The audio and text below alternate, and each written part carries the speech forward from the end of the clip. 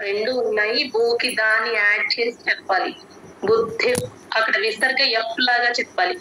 ఉఫ్ అంటాం కదా మనం క్యాండిల్ ఊదటానికి, అలా ఎలా అంటామో ఆ సౌండ్ రావాలి, ఎఫ్ సౌండ్. యూజువల్ గా పా సౌండ్ తీసుకుంటారు, బుద్ధి అని. అది కాదు, ఎఫ్.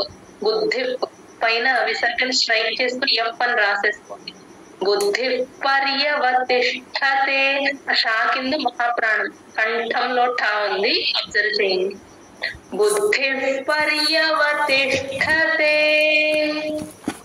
బుద్ధి పర్యవతిష్ఠతే. బుద్ధి పర్యవతిష్ఠతే. బుద్ధి పర్యవతిష్ఠతే. ప్రసాదే సర్వదుఃఖానాం హానిరస్యోపజాయతే. ప్రసాదే సర్వదుఃఖానాం హానిరస్యోపజాయతే. ప్రసాదే సర్వదుఃఖానాం హానిరస్యోపజాయతే. ప్రసాదే సర్వదుఃఖానాం హానిరస్యోపజాయతే. ప్రసన్నచేతసో హ్యాశు బుద్ధి పర్యవతిష్ఠతే.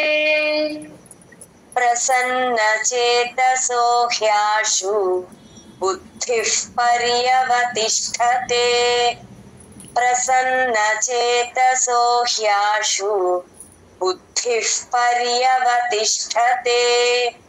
ప్రసన్నచేతసో హ్యాశు బుద్ధి పర్యవతిష్ఠతే. ప్రసాదే సర్వదుఃఖానాం హానిరస్యోపజాయతే.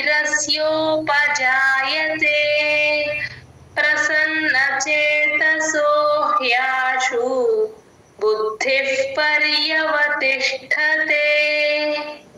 ప్రసాదే సర్వదుఃఖానాం హానిరస్యోపజాయతే.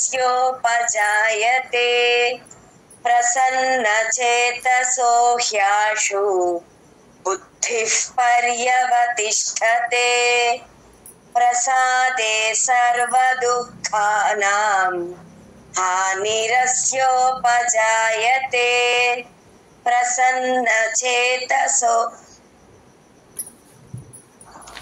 ప్రసన్నచేతసో హ్యాశు బుద్ధి పర్యవతిష్ఠతే. ప్రసాదే సర్వదుఃఖానాం హానిరస్యోపజాయతే. ప్రసన్నచేతసో హ్యాశు బుద్ధి పర్యవతిష్ఠతే. ప్రసాదే సర్వదుఃఖానాం హానిరస్యోపజాయతే. ప్రసన్నచేతసో హ్యాశు బుద్ధి పర్యవతిష్ఠతే.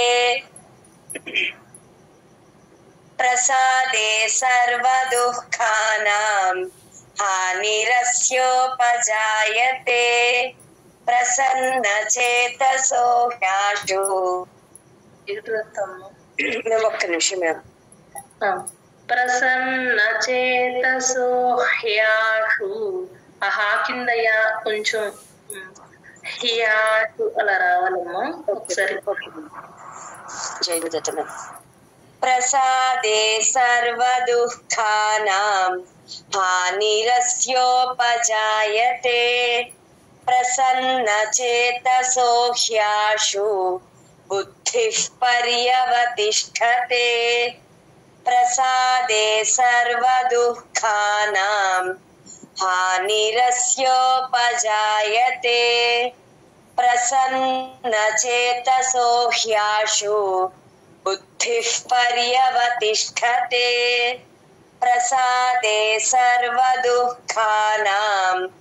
హానిరస్యోపజాయతే. ప్రసన్నచేతసో హ్యాశు బుద్ధి పర్యవతిష్ఠతే. ప్రసాదే సర్వదుఃఖానాం हानिरस्योपजायते प्रसन्नचेतसो ह्याशु बुद्धिः पर्यवतिष्ठते. जयगुरुदत्त. 66th శ్లోక 66వ శ్లోకం. నాస్తి బుద్ధిరయుక్తస్య, నాస్తి బుద్ధి, దా కింద మహాప్రాణం ఉంది, ఒత్తు కూడా ఉంది, దా కింద దావత్తు, బుద్ధి. రయుక్తస్య, యుక్తస్య, బుద్ధిరయుక్తస్య. నాస్తి బుద్ధిరయుక్తస్య, नास्ति बुद्धिरयुक्तस्य, नास्ति बुद्धिरयुक्तस्य, नास्ति बुद्धिरयुक्तस्य. न चायुक्तस्य भावना, न चायुक्తస్య, యుక్తస్య, సా కింద యావత్తు క్లియర్ గా వినిపించాలి. భావనలో భాకి మహాప్రాణం ఉంది. न चायुक्तस्य भावना, न चायुक्तस्य भावना, न चायुक्तस्य भावना, न चायुक्तस्य भावना. न चा भावयत शांतिः, न चा భావయత, భాకి మహాప్రాణం ఉంది. భావయతకి షాని యాడ్ చేసుకొని చెప్పాలి. షా కింద షా వస్తుంది కాబట్టి భావయత అని తీసుకోవాలి. నచా భావయత శాంతి, విసర్గ హి అవుతుంది, పెన్సిల్ తో నోట్ చేసుకోండి. నచా భావయత శాంతి, न च भावयत शान्तिः, न च भावयत शान्तिः, न च भावयत शान्तिः. అశాంతస్య కుతః సుఖం, అశాంతస్య, సా కింద యావత్తుందండి, క్లియర్ గా వినిపించాలి. శాంతస్య కుతః సుఖం, కుత తర్వాత తాకి సాని యాడ్ చేసుకొని చెప్పాలి. సా కింద సావొత్తుంది కాబట్టి కుతః అని తీసుకోండి, అప్పుడు సా కింద సావొత్తు క్లియర్ గా వినిపిస్తుంది. సుఖం, సుఖంలో కాకి మహాప్రాణం ఉంది. అశాంతస్య కుతః సుఖం, अशान्तस्य कुतः सुखम्, अशान्तस्य कुतः सुखम्, अशान्तस्य कुतः सुखम्. नास्ति बुद्धिरयुक्तस्य, न चायुक्तस्य भावना, नास्ति बुद्धिरयुक्तस्य, न चायुक्तस्य भावना, नास्ति बुद्धिरयुक्तस्य, न चायुक्तस्य भावना, नास्ति बुद्धिरयुक्तस्य. न चायुक्तस्य భావన, నాకు దీర్ఘం ఉందమ్మా, కొంచెం ఎక్స్టెండ్ చేయండి. Not given. భావన, Okay then, sorry ma'am. नास्ति बुद्धिरयुक्तस्य, न चायुक्तस्य भावना, नास्ति बुद्धिरयुक्तस्य, न चायुक्तस्य भावना, नास्ति बुद्धिरयुक्तस्य, न चायुक्तस्य भावना. न चा भावयत शान्तिः, अशान्तस्य कुतः सुखम्, न च भावयत शान्तिः, अशान्तस्य कुतः सुखम्, न च भावयत शान्तिः, अशान्तस्य कुतः सुखम्, न च भावयत शान्तिः, अशान्तस्य कुतः सुखम्. नास्ति बुद्धिरयुक्तस्य, न चायुक्तस्य भावना, न च भावयतः शान्तिः अशान्तस्य कुतः सुखम् नास्ति बुद्धिरयुक्तस्य न चायुक्तस्य भावना न च भावयतः शान्तिः अशान्तस्य कुतः सुखम् नास्ति बुद्धिरयुक्तस्य न चायुक्तस्य भावना न च भावयतः शान्तिः अशान्तस्य कुतः सुखम् नास्ति बुद्धिरयुक्तस्य न चायुक्तस्य भावना न च भावयतः शान्तिः अशान्तस्य कुतः सुखम् नास्ति बुद्धिरयुक्तस्य न चायुक्तस्य भावना न च भावयतः शान्तिः अशान्तस्य कुतः सुखम् नास्ति बुद्धिरयुक्तस्य न चायुक्तस्य भावना न च भावयतः शान्तिः अशान्तस्य कुतः सुखम् नास्ति बुद्धिरयुक्तस्य न चायुक्तस्य भावना न च भावयतः शान्तिः अशान्तस्य कुतः सुखम् नास्ति बुद्धिरयुक्तस्य न चायुक्तस्य भावना न च भावयतः शान्तिः अशान्तस्य कुतः सुखम् नास्ति बुद्धिरयुक्तस्य न चायुक्तस्य भावना न च भावयतः शान्तिः अशान्तस्य कुतः सुखम् जय गुरुदत्तमा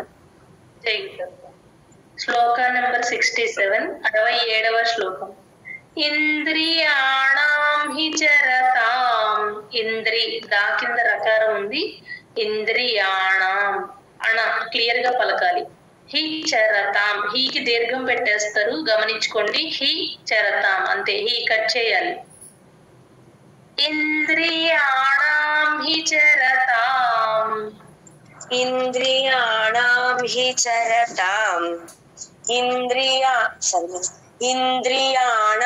హి చరతాం ఇంద్రియాణం హి చరతాం యన్మనోను విధీయతే యన్ నా కింద మావత్తుంది యన్ మనోను విధీయతే ధీకి మహాప్రాణం ఉంది గమనించండి తేకి దీర్ఘం కూడా పడాలి యన్మనోను విధీయతే యన్మనోను విధీయతే యన్మనోను విధీయతే యన్మనోను విధీయతే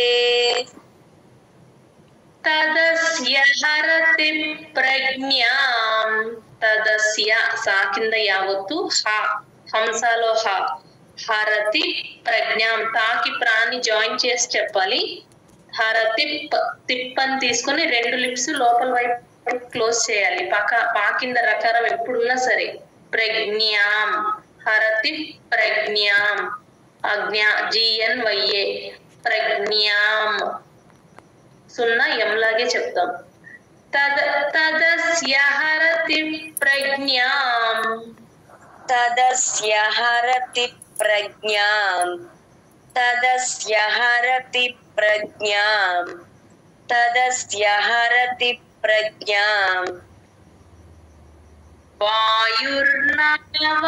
వాయుర్నావమివాంభసి వాయుర్నావమివాంభసి భాకి మహాప్రాణం ఉందండి గమనించండి వాయుర్నావమివాంభసి వాయుర్నావమివాంభసి వాయుర్నావమివాంభసి వాయుర్నావమివాంభసి ఇంద్రియాణం హి చరతాం యన్మనోను విధీయతే ఇంద్రియాణం హి చరతాం यन्मनोनुविधीयते इन्द्रियाणां हि चरतां यन्मनोनुविधीयते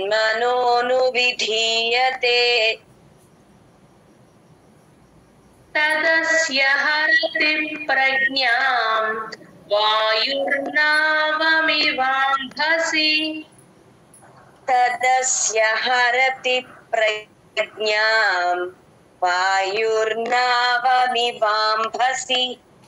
तदस्य हरति प्रज्ञां वायुर्नावमिवाम्भसि तदस्य हरति प्रज्ञां वायुर्नावमिवाम्भसि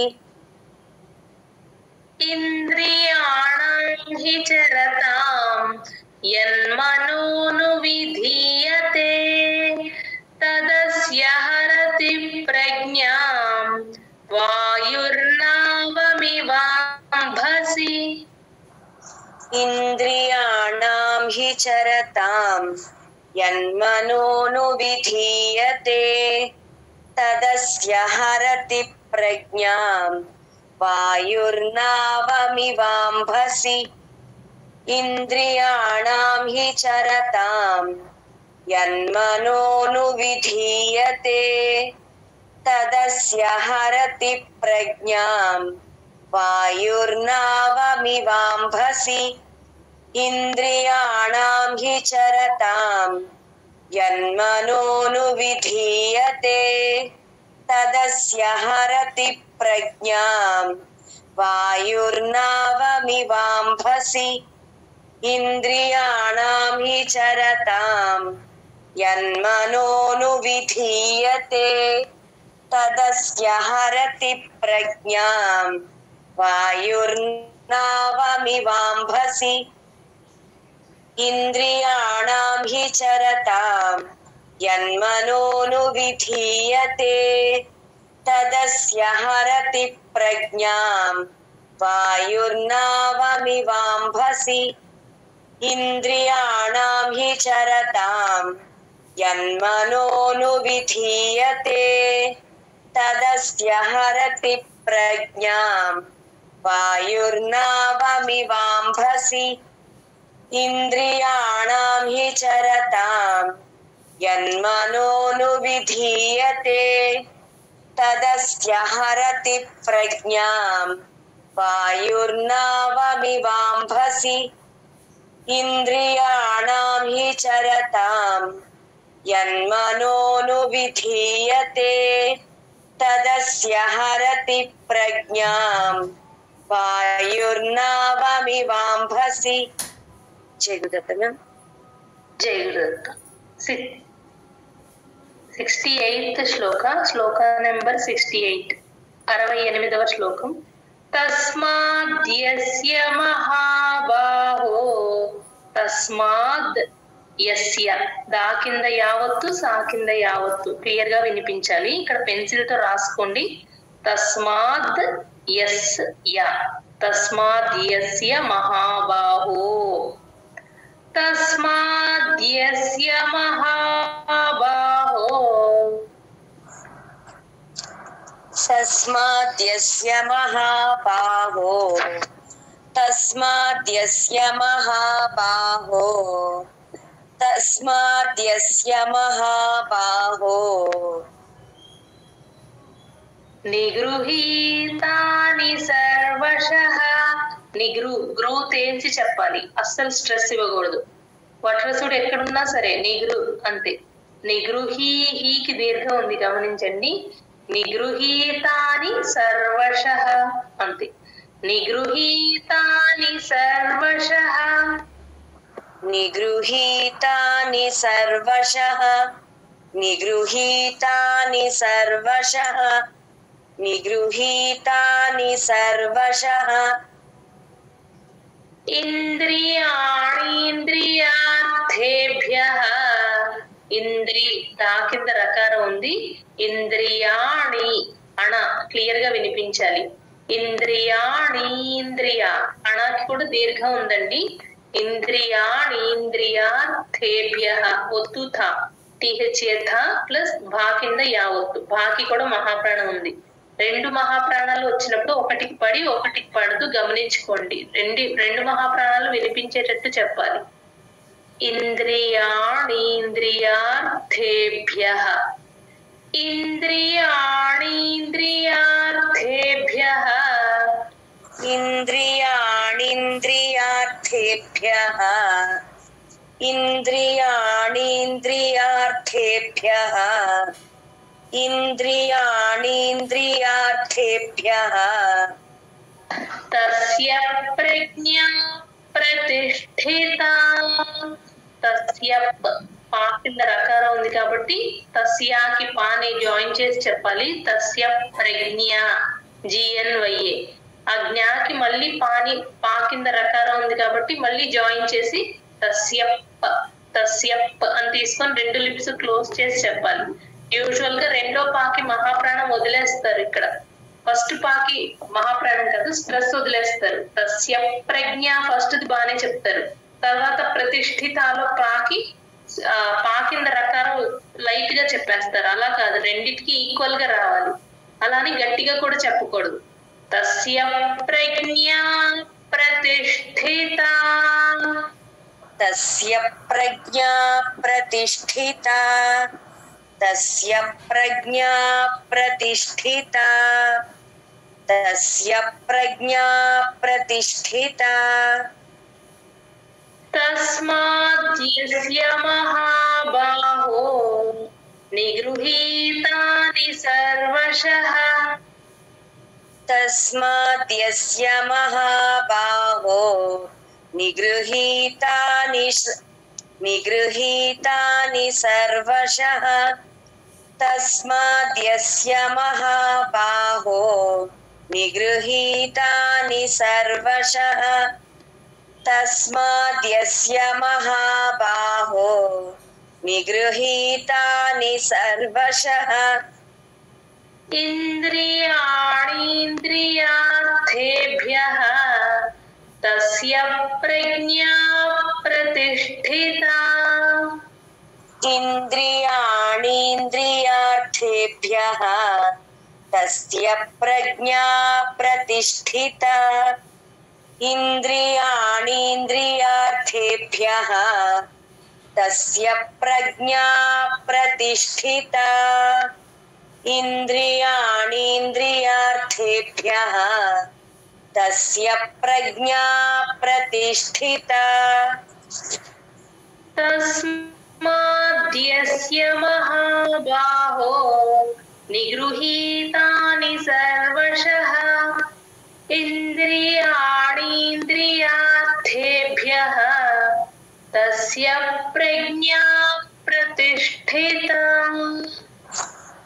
తస్మాద్యస్య మహాబాహో నిగృహీతాని సర్వశః ఇంద్రియాణీంద్రియార్థేభ్యః తస్య ప్రజ్ఞా ప్రతిష్ఠితా తస్మాద్యస్య మహాబాహో నిగృహీతాని సర్వశః ఇంద్రియాణీంద్రియార్థేభ్యః తస్య ప్రజ్ఞా ప్రతిష్ఠితా తస్మాద్యస్య మహాబాహో నిగృహీతాని సర్వశః ఇంద్రియాణీంద్రియార్థేభ్యః తస్య ప్రజ్ఞా ప్రతిష్ఠితా తస్మాద్యస్య మహాబాహో నిగృహీతాని సర్వశః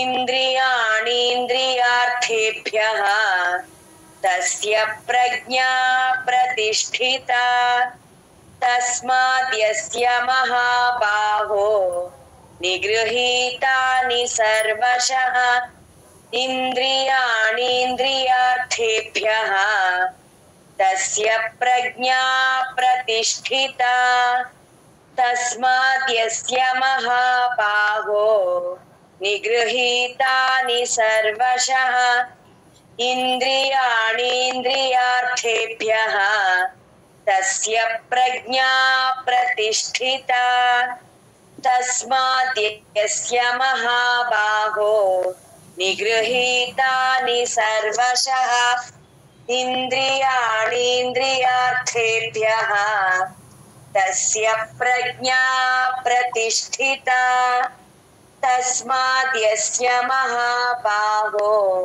निगृहीतानि सर्वशः इन्द्रियाणीन्द्रियार्थेभ्यः तस्य प्रज्ञा प्रतिष्ठिता. శ్లోక నెంబర్ 69 69వ శ్లోకం. యానిషా సర్వభూతానాం, భూకి మహాప్రాణం ఉంది గమనించండి.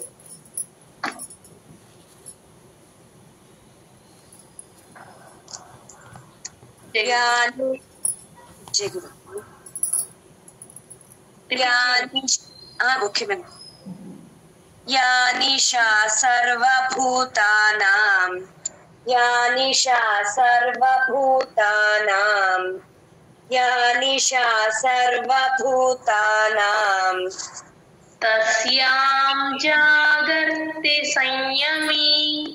తస్యాం సా కింద యావత్తుంది. తస్యాం జాగర్తి, ఇక్కడ జాగ్రత్తగా చెప్పాలి. గా కింద రకారం లేదు ఇక్కడ. జాగర్తి అంతే.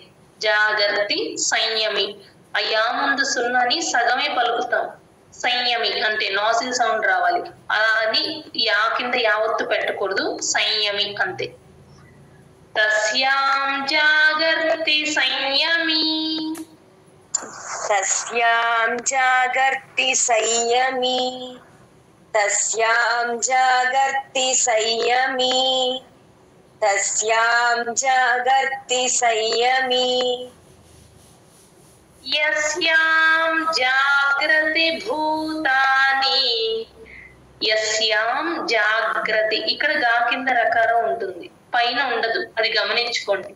జాగ్రతి భూతాని, భూతానిలో భూకి మహాప్రాణం ఉంది. యస్యాం జాగ్రతి భూతాని. यस्यां जागृति भूतानि జాగ్రత్త అలా ప్లేన్ గా కాకుండా గా కింద రకారం ఉంది కాబట్టి జాకి గాని జాయిన్ చేసి చెప్పాలి. జాగ్రత్త. యస్యాం జాగ్రతి భూతాని.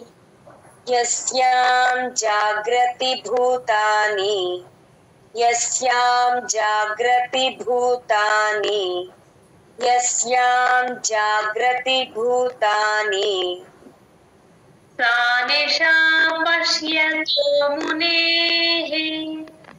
ఇక్కడ సా నిశా పశ్య, ఆ షా కింద యావత్తు యూజువల్ గా అందరూ పశ్య పశ్య అని చదివేస్తున్నారు. అలా కాదు, పష్ యా, యా వినిపించాలి.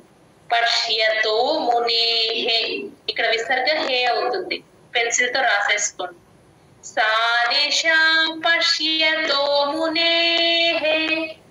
सा निशा पश्यतो मुनेः सा निशा पश्यतो मुनेः सा निशा पश्यतो मुनेः या निशा सर्वभूतानां तस्यां जागर्ति संयमी. या निशा सर्वभूतानां तस्यां जागर्ति संयमी या निशा सर्वभूतानां तस्यां जागर्ति संयमी या निशा सर्वभूतानां तस्यां जागर्ति संयमी यस्यां जागृति भूतानि सा निशा पश्यतो मुनेः. यस्यां जागृति भूतानि सा निशा. मैम రావట్లేదు మ్యామ్ స్టెప్స్. కాదమ్మా, షా చెప్పారు. యస్యాం సా సరస్వతి. సరే. యస్యాం జాగ్రతి భూతాని सा निशा पश्यतो मुनेः यस्यां जागृति भूतानि सा निशा पश्यतो मुनेः यस्यां जाग्रति भूतानि सा निशा पश्यतो मुनेः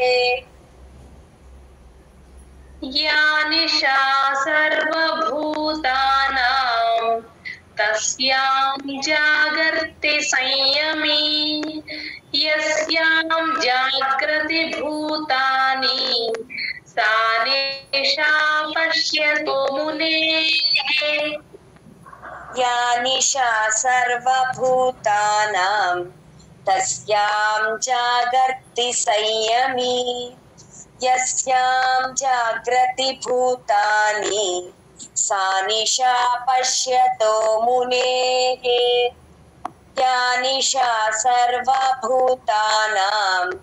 तस्यां जागर्ति संयमी यस्यां जाग्रति भूतानि सा निशा पश्यतो मुनेः या निशा सर्वभूतानां तस्यां जागर्ति संयमी यस्यां जाग्रति भूतानि सा निशा पश्यतो मुनेः या निशा सर्वभूतानां तस्यां जागर्ति संयमी यस्यां जाग्रति भूतानि सा निशा पश्यतो मुनेः या निशा सर्वभूतानां तस्यां जागर्ति संयमी यस्यां जाग्रति भूतानि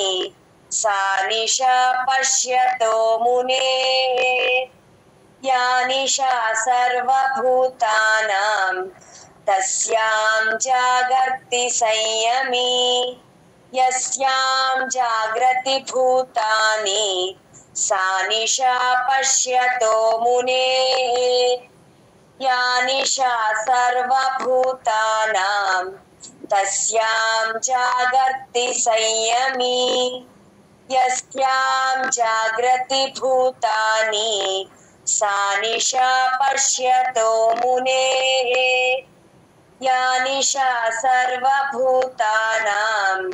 तस्यां जागर्ति संयमी यस्यां जाग्रति भूतानि सा निशा पश्यतो मुनेः या निशा सर्वभूतानां तस्यां जागर्ति संयमी यस्यां जाग्रति भूतानि सा निशा पश्यतो मुनेः జగుదత్తమ ఇంకొక శ్లోకం చెప్పుకుందాం 70th లాస్ట్ శ్లోకం ఈ క్లాస్ లో ఆపూర్యమాణమచల ప్రతిష్టం ఆపూర్యమాణ అణ ఆ సెకండ్ ఆ అలా రావాలి ఆపూర్యమాణ మచల ప్రతిష్టం ఆ చాకి పాని యాడ్ చేసుకొని చెప్పాలి మచల ప్రతిష్టం షాకి ఒత్తుఠ ప్రతిష్టం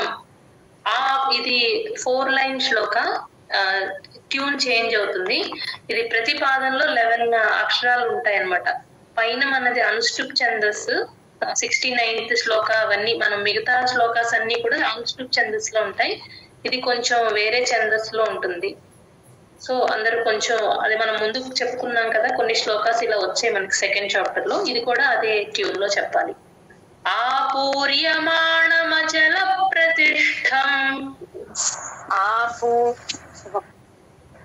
ఒక్క నిమిషం రిపీట్ చేయగలరా చేస్తాను ఆపూర్యమాణమచల ప్రతిష్టం ఆపూర్యమాణమచల ప్రతిష్టం ఆపూర్యమాణమచల ప్రతిష్టం సముద్రమాప ప్రవిశంతి యద్వత్ సముద్రమాప ఆ విసర్గ యఫ్ సముద్రమాప ప్రవిశంతి యద్వత్ దా కింద వావత్తుంది సముద్రమాప ప్రవిశంతి యద్వత్ సముద్రమాపః ప్రవిశంతి యద్వత్ समुद्रमापः प्रविशन्ति यद्वत् समुद्रमापः प्रविशन्ति यद्वत् तद्वत् कामायं प्रविशन्ति सर्वे तद्वत् कामायं प्रविशन्ति सर्वे तद्वत् कामायं प्रविशन्ति सर्वे तद्वत् कामायं प्रविशन्ति सर्वे स शान्तिमाप्नोति न कामकामी स शान्तिमाप्नोति न कामकामी स शान्तिमाप्नोति न कामकामी स शान्तिमाप्नोति न कामकामी आपूर्यमाणमचलप्रतिष्ठम् समुद्रमापः प्रविशन्ति यद्वत् आपूर्यमाणमचलप्रतिष्ठम् समुद्रमापन्ति यद्वत्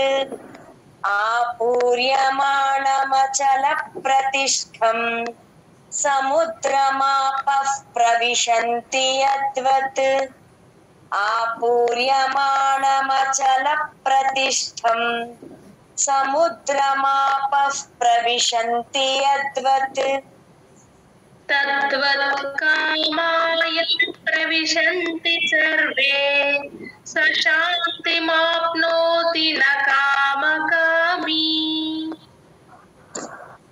तद्वत् कामायं प्रविशन्ति सर्वे स शान्तिमाप्नोति न कामकामी तद्वत् कामायं प्रविशन्ति सर्वे स शान्तिमाप्नोति न कामकामी तद्वत् कामायं प्रविशन्ति सर्वे स शान्तिमाप्नोति न कामकामी आपूर्यमाणमचलप्रतिष्ठम् समुद्रमापः प्रविशन्ति यद्वत् तद्वत् कामायं प्रविशन्ति सर्वे स शान्तिमाप्नोति न कामकामी आपूर्यमाणमचलप्रतिष्ठम् समुद्रमापः प्रविशन्ति यद्वत् तद्वत् ఒక్క నిమిషం మేడం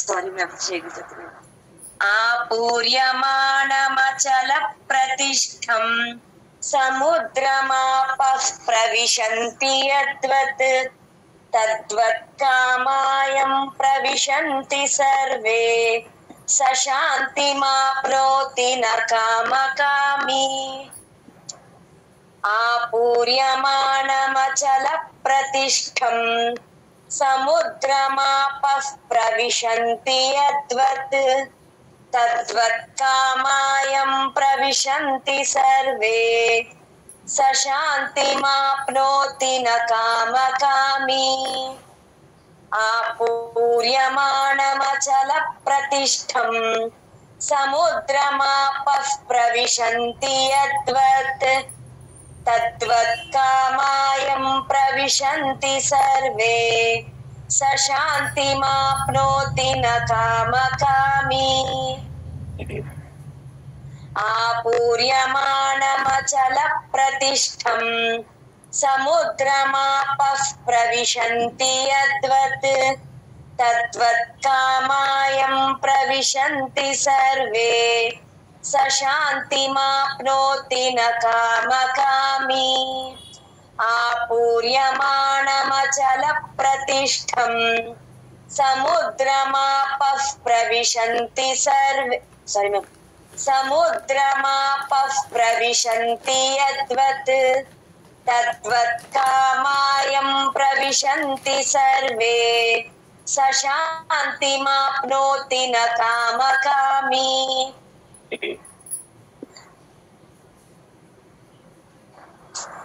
आपूर्यमाणमचलप्रतिष्ठम् समुद्रमापः प्रविशन्ति यद्वत् तद्वत् कामायं प्रविशन्ति सर्वे स शान्तिमाप्नोति न कामकामी आपूर्यमाणमचलप्रतिष्ठम् समुद्रमापः प्रविशन्ति यद्वत् तद्वत् कामायं प्रविशन्ति सर्वे स शान्तिमाप्नोति न कामकामी చేయగలుగుతామా బాగా రిపీట్ చేశారమ్మా చేయగలుగుతామా రావ్య గారు ఒకసారి రోజు శ్లోకాస్ అన్ని ఒకసారి ఆర్డర్ లో చదువుతారండి చేయగలుగుతాం ధ్యాయతో విషయాన్ పుంసః సంగస్తేషూపజాయతే సంగాత్ సంజాయతే కామః కామాత్ క్రోధోభిజాయతే క్రోధాత్ భవతి సమ్మోహః సమ్మోహాత్ స్మృతి విభ్రమః స్మృతిభ్రంశాత్ బుద్ధినాశః బుద్ధినాశాత్ ప్రణశ్యతి రాగద్వేష వియుక్తైస్తు విషయానింద్రియైశ్చరన్ ఆత్మవశ్యైర్విధేయాత్మా ప్రసాదమధిగచ్చతి ప్రసాదే సర్వదుఃఖానాం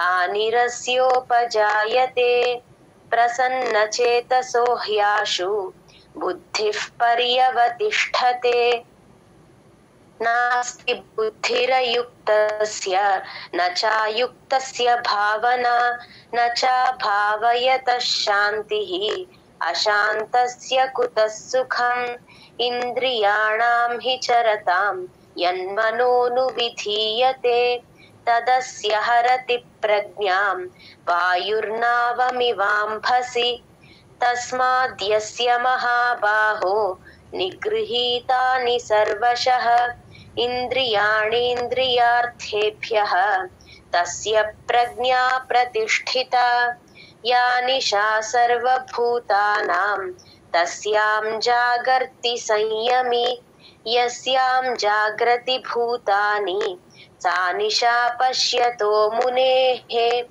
ఆపూర్యమాణమచల ప్రతిష్ఠం సముద్రమాపః ప్రవిశంతి యద్వత్ తద్వత్ కామాయం ప్రవిశంతి సర్వే స శాంతిమాప్నోతి న కామకామి. జై గురుదత్త. చాలా బాగా చదివారు. జై గురుదత్త. రేదరు ఒకసారి ఈ చిదమయం దేవం నిర్మల స్ఫటికాకృతిం ఆధారం సర్వ విద్యానాం హయగ్రీవముపాస్మహే ఏతత్ఫలం శ్రీ సద్గురు చరణారవిందార్పణమస్తు. జై గురుదత్త. జై గురుదత్త.